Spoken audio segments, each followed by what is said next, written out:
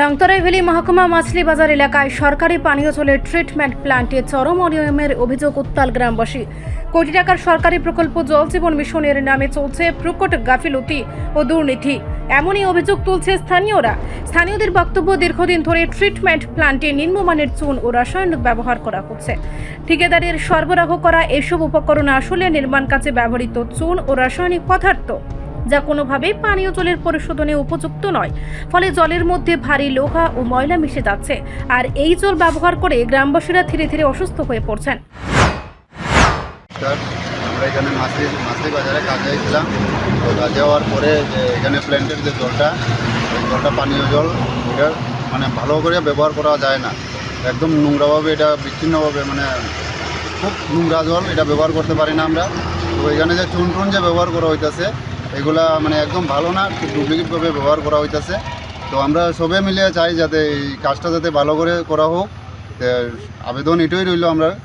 আর এই যে কন্ট্রাক্টরের নাম, তাই বাসা হয়েছে কাঞ্চনবাড়ি, তাইনার নাম হয়েছে মধু বসাক, আরেকটার নাম মনোজ কুমার বসাক। তো তাইনের কাছে খুবই মিনতি করতেছি যে তাইনের কাজটা একটু ভালো করে করুক। এটাই আমরা এখানে মাছলি বাজারের জনসাধারণের এটাই মানে অনুরোধ। নমস্কার।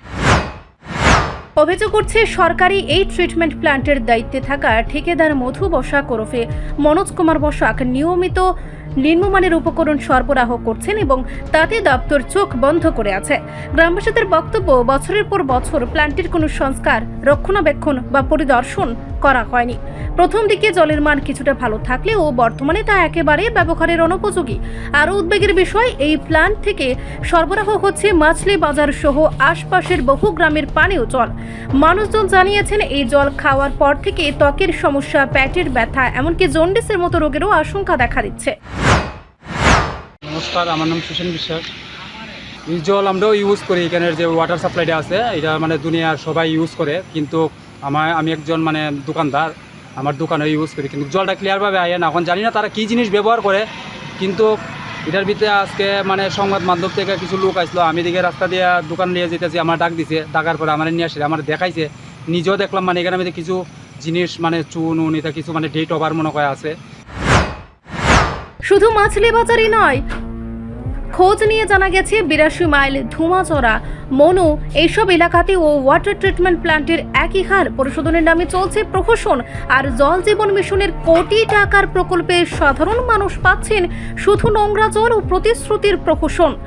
ডাবল ইঞ্জিন সরকারের আমলে জল জীবন মিশনের নামে কোটি কোটি টাকা খরচ হলেও আজও বিশুদ্ধ পানীয় জলের দেখা নেই। মানুষের প্রশ্ন, এ কোন উন্নয়নের সুফল, নাকি দুর্নীতির কুফলে এখন গ্রামাঞ্চলে পানীয় জলের প্রতিচ্ছবি?